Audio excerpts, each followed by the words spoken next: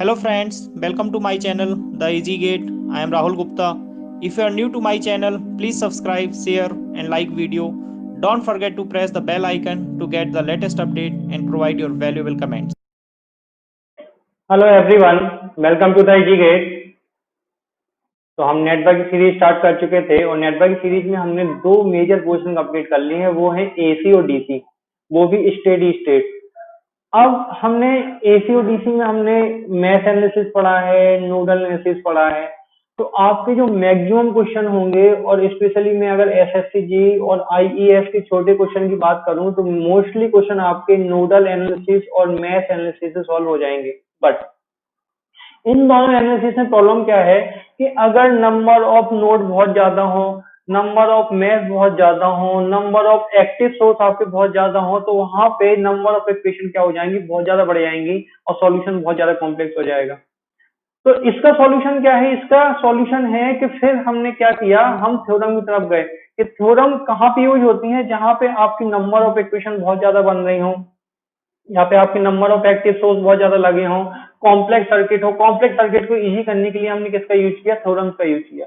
तो basically theorem, सबसे पहले तो आप जान लो थ्योरम, जितने भी हम थ्योरम पढ़ेंगे जैसे superposition theorem, Norton theorem, Thevenin theorem, reciprocity theorem, maximum power transfer theorem, ये सारी थ्योरम आपके किसके लिए हैं? ये सारी थ्योरम आपके लीनियर सर्किट के लिए हैं।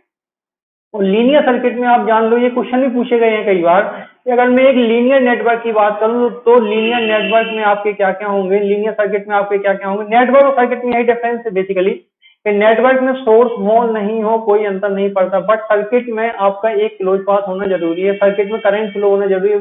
इसका मतलब उसमें कोई ना कोई एक्टिव सोर्स होना चाहिए।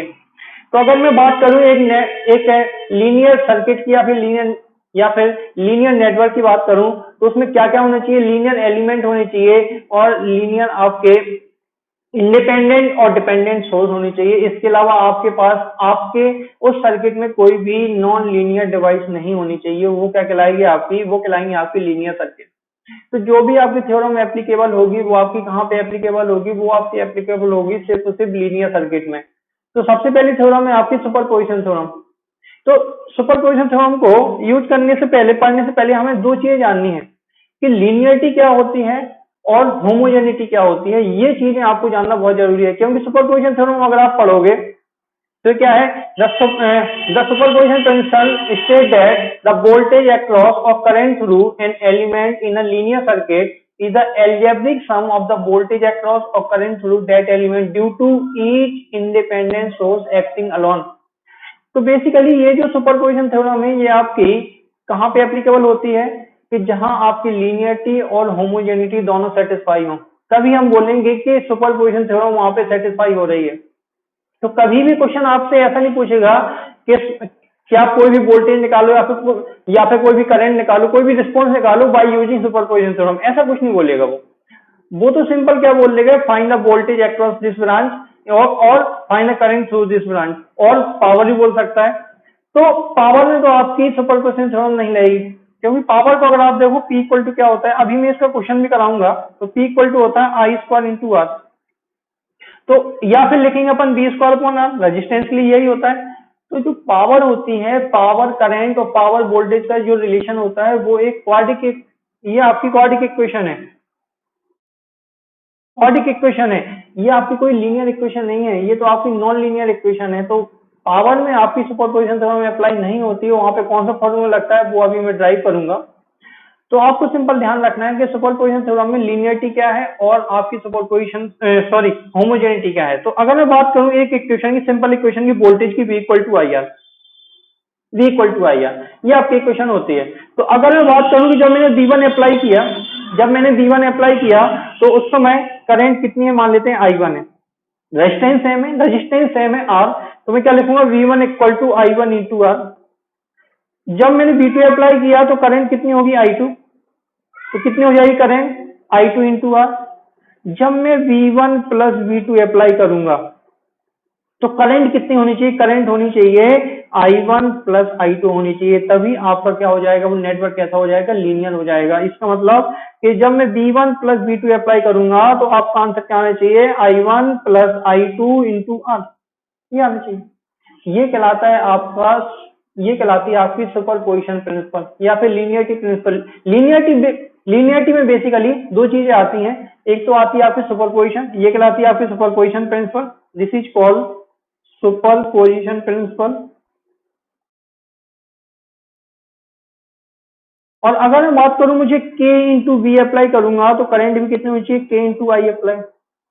इसका मतलब क्या, अगर मैं K इंटू बी अप्लाई करूंगा तो करंट भी कितनी होनी चाहिए, K इंटू आई होनी चाहिए। अगर ऐसा है तब ये कहलाती है आपकी होमोजेनिटी, होमोजेनिटी प्रिंसिपल। अगर ये दोनों प्रिंसिपल आपके सेटिस्फाई हो रहे हैं तो वो नेटवर्क कैसा हो जाएगा, वो नेटवर्क हो जाएगा लीनियर नेटवर्क। तो आपको सिंपल क्या करना है कि अगर हमें किसी सर्किट में रिस्पॉन्स निकालना है तो हमें देखना पड़ेगा क्या वो लीनियर है, नेटवर्क जो है वो लीनियर है।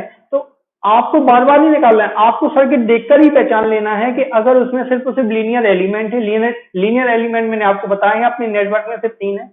अपने नेटवर्क से इसमें नेटवर्क में सिर्फ 3 है, कौन कौन से हैं, रजिस्टर, इंडक्टर और कैपेसिटर। और आपके सोर्सेस हो सकते हैं, सोर्सेस में आपके इंडिपेंडेंट भी हो सकते हैं और डिपेंडेंट भी हो सकते हैं। तो आई होप आपको ये चीज क्लियर होगी कि सुपरपोजिशन है क्या, सुपरपोजिशन प्रिंसिपल क्या है और होमोजेनिटी प्रिंसिपल क्या है। ये दोनों सेटिस्फाई होनी चाहिए तभी आपका नेटवर्क कैसा होगा, लीनियर होगा। तो अगर मैं बात करूं सुपरपोजिशन प्रिंसिपल की, तो सुपरपोजिशन प्रिंसिपल क्या state that the voltage across or current through an element in a linear circuit is the algebraic sum of the voltage across or current through that element due to each independent source acting alone। इसका मतलब है कि अगर मान लो आपके circuit में एक या एक से ज्यादा आपके इंडिपेंडेंट सोर्स लगे हुए हैं, वो आपके करंट सोर्स भी हो सकते हैं और वोल्टेज सोर्स भी हो सकते हैं, तो क्या होगा, अगर हमें किसी ब्रांच में रिस्पांस निकालना है तो वो रिस्पांस क्या होगा, algebraic sum of the voltage across और current through that element due to each independent source acting alone. मतलब हमें एक बार में एक सोर्स पे एक्टिव करना है और हमें उस ब्रांच में करंट निकालनी है या फिर वोल्टेज निकालना है, और जो टोटल वोल्टेज होगा उन सबका क्या हो जाएगा, एल्जेब्रिक सम हो जाएगा। जैसे एक क्वेश्चन देखते हैं, इस क्वेश्चन में देखो आप, इस क्वेश्चन में 2 सोर्स लगे हुए हैं, 6 वोल्ट का एक सोर्स लगा हुआ है और एक 2 एम्पियर का एक सोर्स लगा हुआ है। ठीक, अब हमें करंट किसमें निकालनी है, 6 ओम में, 6 ओम में। तो बेसिकली क्या होता है कि अगर 2 सोर्स लगे हैं तो एक बार में मैं एक सोर्स को एक्टिवेट करूंगा, दूसरे को डीएक्टिवेट कर दूंगा।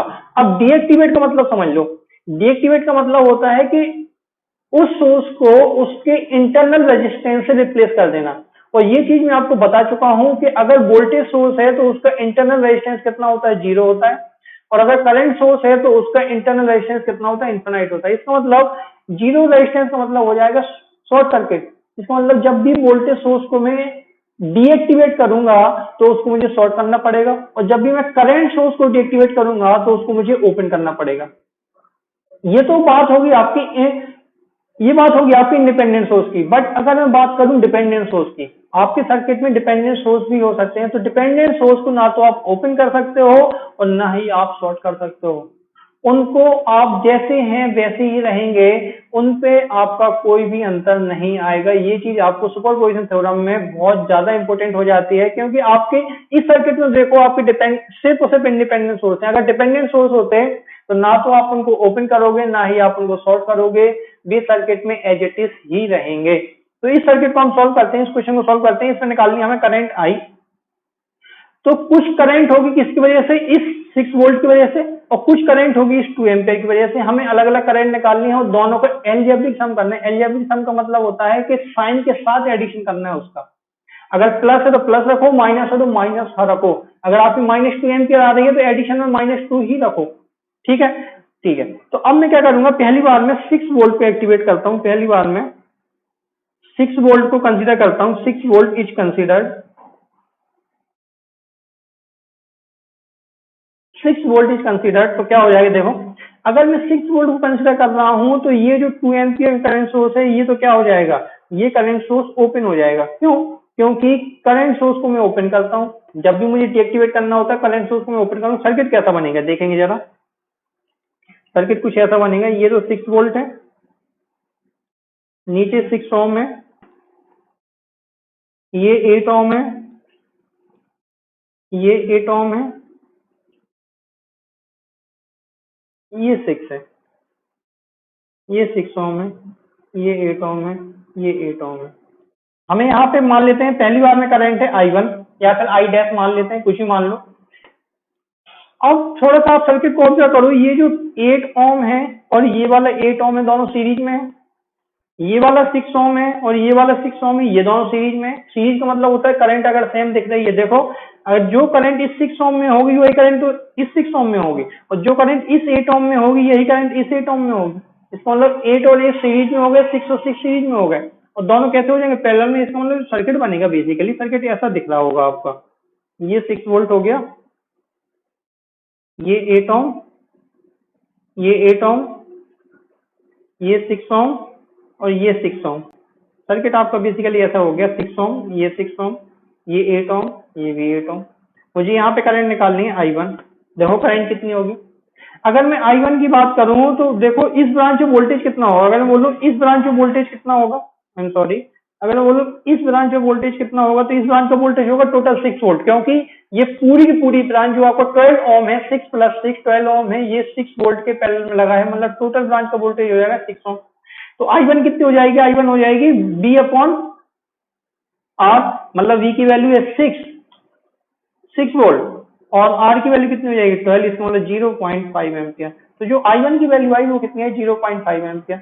दूसरा केस क्या होगा, केस 2। अब मैं 2 एम्पियर करंट सोर्स को कंसीडर करूंगा, 2 एम्पियर इज कंसीडर। अगर मैं 2 एम्पियर को कंसीडर कर रहा हूं तो मुझे 6 वोल्ट को शॉर्ट करना पड़ेगा, 6 वोल्ट को डीएक्टिवेट करना पड़ेगा, इसको मैं डीएक्टिवेट करूंगा। तो आप इस सर्किट को देख लो, अगर मैं इसको कंसीडर कर रहा हूं, इसको शॉर्ट कर रहा हूं, तो सर्किट कैसा बनेगा वो मैं आपको बनाता हूं, देखेंगे जरा। इसको मैंने शॉर्ट कर दिया, यहाँ पे 6 ओम है, यहाँ पे 8 ओम है, यहाँ पर भी 8 ओम है, यहाँ पर 2 एम्पियर है, यहाँ पर 6 ओम है, ये 6 ओम है, ये 2 एम्पियर है, ये भी 6 ओम है, ये 8 ओम है और ये भी 8 ओम है। अब इस तरह के सर्किट में मान लेते हैं करंट है I2, हमें I2 निकालनी है, डायरेक्शन हमें वही लेनी है जो एक्चुअल डायरेक्शन है। अब चाहे वो प्लस में आए चाहे माइनस में आए, ये मैं कॉन्सेप्ट आपको बता चुका हूं। अब इस सर्किट में आप ऑब्जर्व करो कि 8 और 8 ओम ये दोनों पैरेलल में है, क्यों, क्योंकि देखो इनके दोनों टर्मिनल जुड़े हुए हैं। अगर मैं बोलूं एक टर्मिनल ये है, एक टर्मिनल ये है, ये पूरा शॉर्ट है ना, ये पूरा शॉर्ट है, और एक टर्मिनल ये है, मतलब 8 और 8 दोनों के टर्मिनल जुड़े हुए हैं, मतलब 8 और 8 कैसे हो जाएंगे, पैरेलल में हो जाएंगे।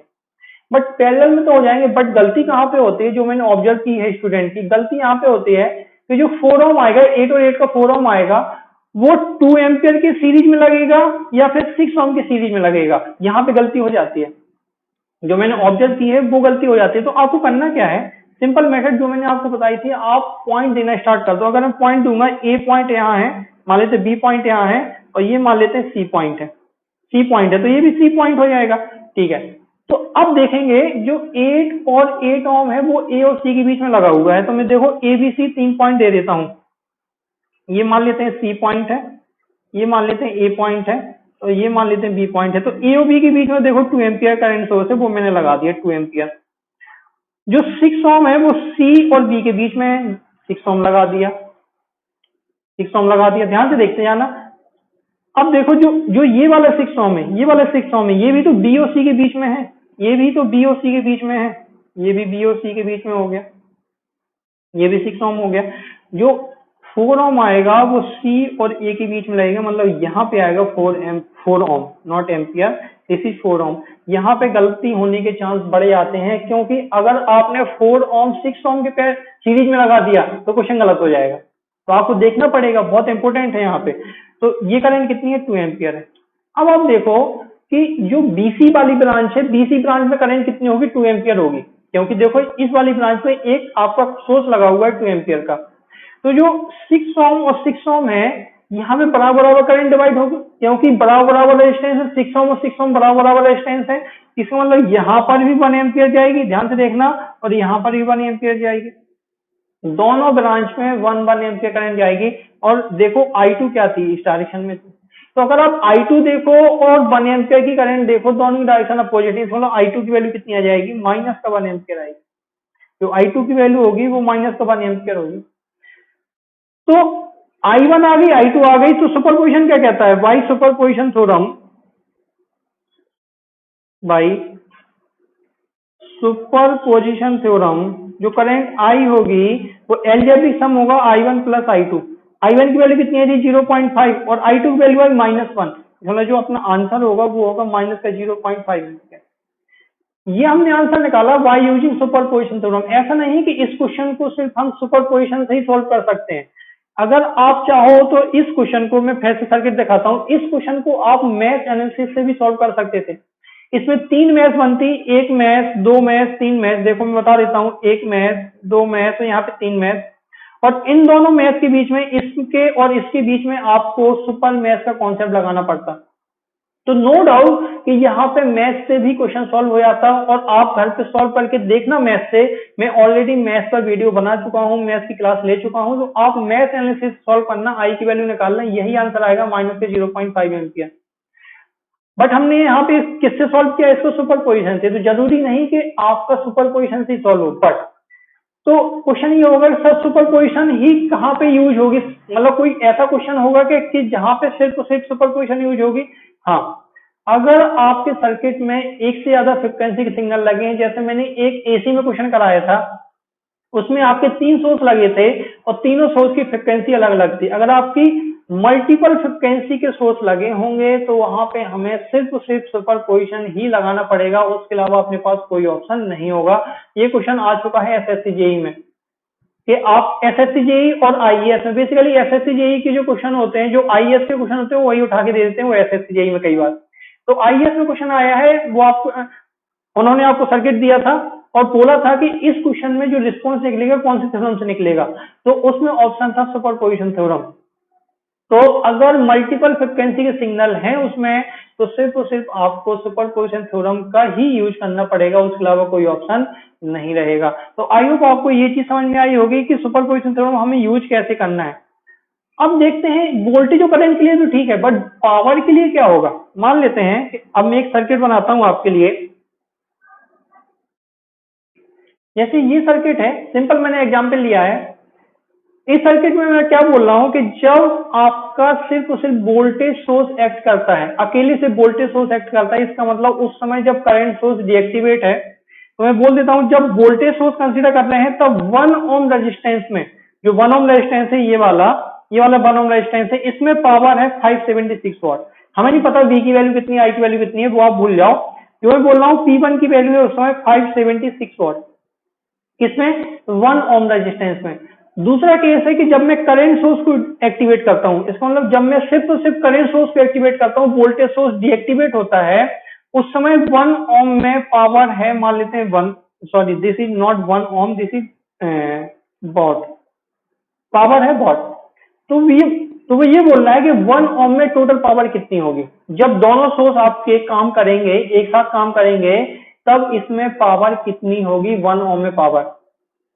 तो हमें इतना पता है कि ठीक है, अगर मुझे करंट पता होती तो मैं करंट को लिखूंगा plus minus I1 plus minus I2, बिल्कुल सही है।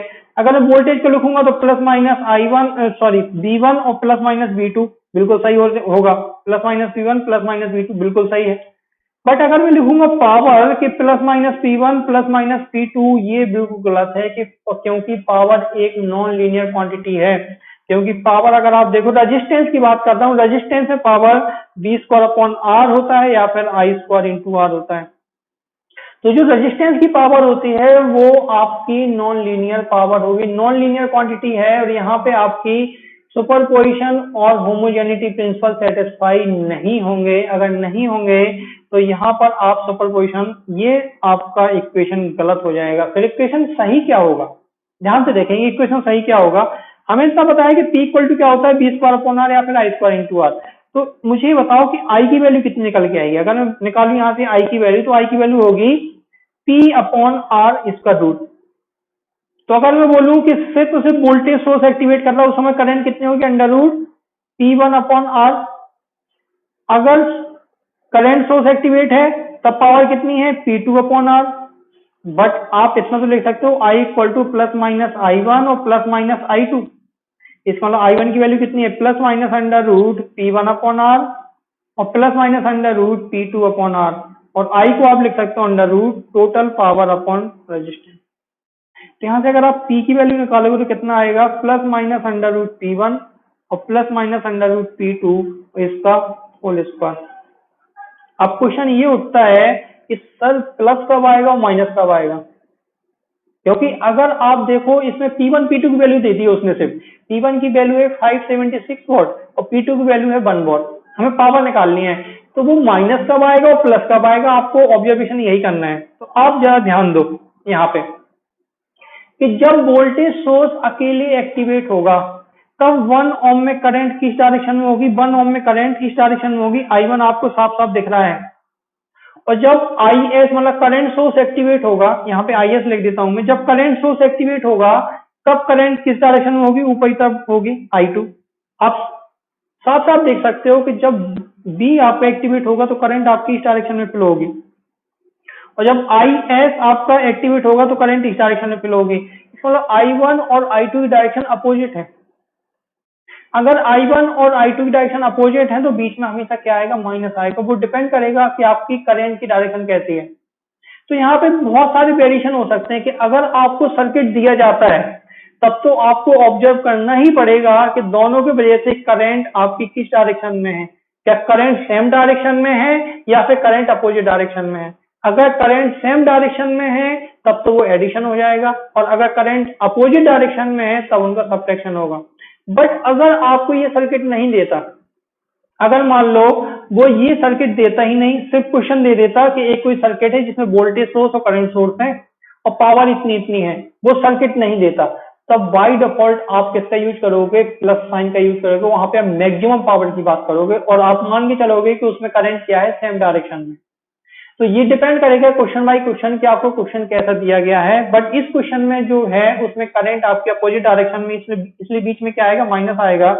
तो में क्या आएगा आंसर, P इक्वल टू आएगा under root plus minus P1 की वैल्यू है 576 प्लस माइनस अंडर रूट 1 का होल स्क्वायर। तो बीच में क्या आएगा, माइनस आएगा, तो ये हो जाएगा 24 माइनस 1 का होल स्क्वायर, इसका मतलब 23 का होल स्क्वायर या फिर 529 वॉट। तो जो आंसर होगा वो हो जाएगा 529 वॉट। आई होप आपको ये छोटा सा कॉन्सेप्ट समझ में आया होगा, ये सुपरपोजिशन थ्योरम समझ में आई होगी। तो if you really like my video please like share and subscribe to the channel. और आपको ऊपर दिख रहा होगा, ऊपर और नीचे एक पट्टी चल रही है पीले कलर की, जिसमें आपको टेलीग्राम चैनल और टेलीग्राम ग्रुप के आपको नाम दिए गए हैं, द इजी गेट, और ब्रैकेट में है राहुल गुप्ता सर। आप उस चैनल को ज्वाइन करिए, उस ग्रुप को ज्वाइन करिए जहाँ पे आपका डिस्कशन होता है और आपको लेटेस्ट अपडेट भी मिलती रहेगी, लेटेस्ट अनाउंसमेंट भी मिलता रहेगा। आई होप आपको इतना समझ में आ रहा होगा।